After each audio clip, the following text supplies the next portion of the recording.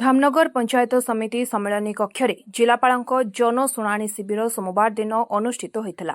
एथिरे 105टी अभियोग ग्रहण करी उपस्थित विभागीय अधिकारी उपस्थित समाधान करा जायथिला। एही शिविर में जिलापाल दिलीप कुमार राउतराय, आरक्षी अधीक्षक मनोज कुमार राउत, एडीएम सरोज कुमार दत्त, उपजिलापाल सौरभ चक्रवर्ती, जिला उन्नयन अधिकारी शुभेन्दु सामल, जिला स्वास्थ्य अधिकारी सुधीर रंजन नायक प्रमुख उपस्थित होई साधारण लोकंकर अभियोग ग्रहण करथिले। ଏହି ଅବସରରେ ଜିଲ୍ଲା ରେଡ୍କ୍ରସ୍ ଓ ମୁଖ୍ୟମନ୍ତ୍ରୀଙ୍କ ସହାୟତା ପାଣ୍ଠିରୁ 15 ଜଣଙ୍କୁ 1,45,000 ଟଙ୍କା ସହାୟତା ପ୍ରଦାନ କରାଯାଇଥିଲା।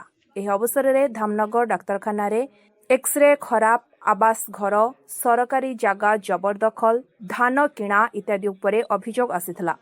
ବିଡିଓ ବନବିହାରୀ ଦିନ୍ଦା, ତହସିଲଦାର ସାଇଶ୍ରୀ ଲୋକନାଥ ସେଠୀ କାର୍ଯ୍ୟକ୍ରମକୁ ସହଯୋଗ କରିଥିଲେ।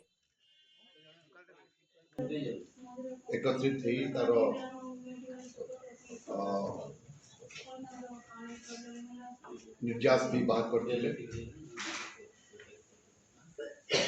जमती एडीएम आमर डेप्यूटी कलेक्टर ग्रीवांस सेल कहते जे किसी ग्रीवांस सेल अच्छी सॉरी किसी ग्रीवांसेस अच्छी जो गुड़िक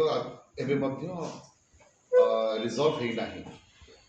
प्रथम कथा आप निश्चित भाव में बहुत संख्यार ग्रीवांसेस को कमे किंतु आप जानते जेहेतु प्रेजेंट गवर्नमेंट ग्रीवांस रिड्रेसल उपर बेसी गुरुत्व दौरान तेणु आमर दायित्व रोचे कि आम ये जो 3 दिन रहा आज काली परदिन 3 दिन हाथ रहा आम चेष्टा करवा जो ग्रीवांसेस गुड़िक अच्छी यथासंभव आम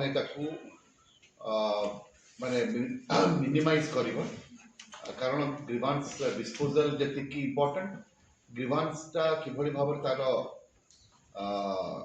जहाँ से आशा करुच्चे दैट इज डेलीवर्ड तेणु डिस्पोजल अपेक्षा डेलीवरी इज मोर इम्पोर्टेंट एवं तार जो एस्पिरेशन अच्छी जब अचिवमेंट हो पार रूपांतरित कहवा जे प्रॉपर ग्रीवांस रिड्रेसल है आम गोटे गुड गवर्नेंस कथा आम गुड गवर्नेंस लोक मानक दे पारे।